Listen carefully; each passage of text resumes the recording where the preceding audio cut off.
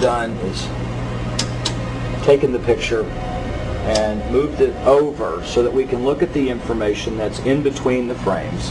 Now, when we look at the motion video, we can see that it still is not bad. And when we have this little indicator down here, it tells me that the original image was transferred using some kind of time-based corrector. These are video screens up here, television, video monitors, and they're off at an angle.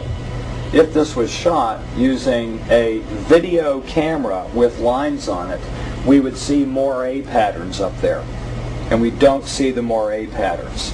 So there's a probability that this was shot originally on film, possibly a film stock like 7252 or 7247, depending on the lighting. The idea that these images may have originated on film is in direct contradiction to Victor's statement that the interview was shot on video. On closer inspection, Delatoso decided the images could indeed have been recorded by a video camera under certain specific conditions. In this case, I get the sense of it that this was originally created using either film, transferred telecine to beta, but then this is the third generation, or it was taped under very low light conditions with the video gain boosted probably 12 dB. Even the emotionless analysis of a computer cannot provide a definitive answer. Delatoso's efforts yield tantalizing hints, but in the end they only increase the mystery. One of the key things about this creature are its eyes. Like the other experts, video analyst Jim Delatoso was emotionally affected by what he saw. He took the tape very seriously and offered this personal opinion. If someone faked this, I don't like these people. I think it's a bad thing for people to do, because if extraterrestrials come here, it's an incredibly important thing to understand who they are and why are they coming here. If this is not faked, I think we've got a glimpse here of a sense of communication with someone who came from a long distance away. When asked his opinion of the alien interview, Adair was careful to answer only in terms of his own experiences. If you're referring to the film where it's aliens being interrogated at Area 51, I don't know. I've never seen a UFO in my life. I've never seen aliens pickled in a jar or anything like that. But I know I saw an engine that wasn't from our terrestrial technology. If you're looking at an engine like that, it came out of a craft. If it come out of a craft, then that craft has occupants. So it's very logical to assume then that those occupants could still be here and they could be interrogating them, or they could have downed another craft since 1971. Makeup artist John Criswell has provided special effects creatures for many Hollywood motion pictures and television shows, such as Spaced Invaders and Babylon 5. Hired by Rocket Pictures to create the aliens for the recreation segments of this program, Criswell was very interested to finally see the real thing. By Hollywood standards, I would say it's a pretty decent puppet. Well, to be honest with you, I would love to buy this being real, but it's probably a hoax. Well, I think this is a really cool design, and it's a great concept, but I think I could have done better. Whoever did this, I mean, they could have a job in Hollywood in a minute, no problem. This one has a much creepier quality than the alien autopsy tape, I think.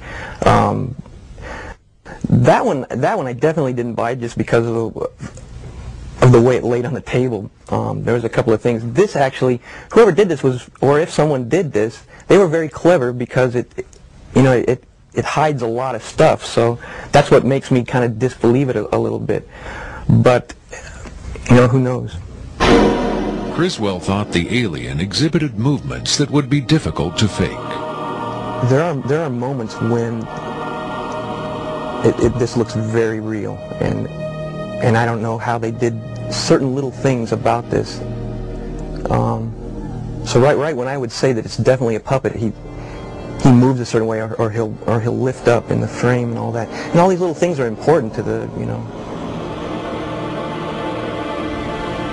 to the character of it.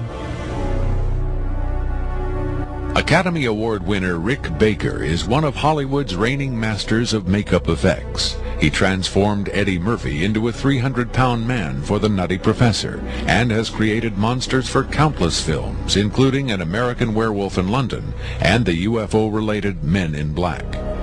Baker dismissed the tape as a fake. Yeah, this doesn't fool me. I don't buy this. I think this is a puppet, and you've got a table in the foreground that's hiding the rest of its body. You've got some kind of, whatever that instrument is in the foreground, it's also lit very mysteriously. I think if you were going to record this alien, you would want to see it, and you wouldn't want to hide it behind a table, and you would light it in a way that would show up much more than this. And this particular movement, this head-jerking movement here especially, looks very puppety to me. It looks a little overdone, and very much like a guy with his hand inside this thing maneuvering it. I guess he's supposed to be ill here. Is that what's going on? It just looks like they went to a great deal of effort to hide as much of the anatomy other than the head on this puppet, and I just don't buy it. I would be willing to stake my reputation on the fact that I think this is a hoax. It's very interesting to see them. In Baker's opinion, there was no controversy at all. It's a fake, in my opinion. We could build better. We have built better. UFO expert Robert Dean, on the other hand, had no doubt whatsoever that the tape was authentic. This is powerful because this is not a staged event. This is real. In the 1960s, Robert O. Dean served as an Army intelligence analyst at NATO headquarters in Europe, where he claims to have seen first-hand evidence of alien beings and their artifacts. Retired from the Army, he is now a highly regarded UFO researcher and analyst. Dean was asked to view the tape and offer his expert opinion. They're treating him like a piece of livestock, wiping his lips. Calling on his own first-hand experience for comparison, Robert Dean was stunned and moved by what he saw. That breaks my heart.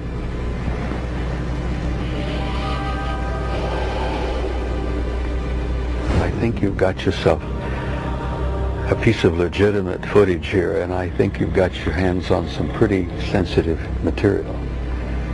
I don't know how the hell you got this. I don't know who you got it from, and frankly, I don't want to know who you got it from. But you got yourself a tiger by the tail with this footage. I would say, and I know that that's one of the things you ask of me, is that you've got yourself some legitimate footage of one of the little guys being interrogated and filmed. And there's a reality to it, and there's a sensitivity to it that literally breaks my heart. But I tell you very strongly, you've got something here that is very sensitive. Well, I know that the level of classification on this kind of a thing is so far damned above top secret that you can't imagine how sensitive this kind of thing is, and how delicate it is, and how tightly the government sits on anything like that.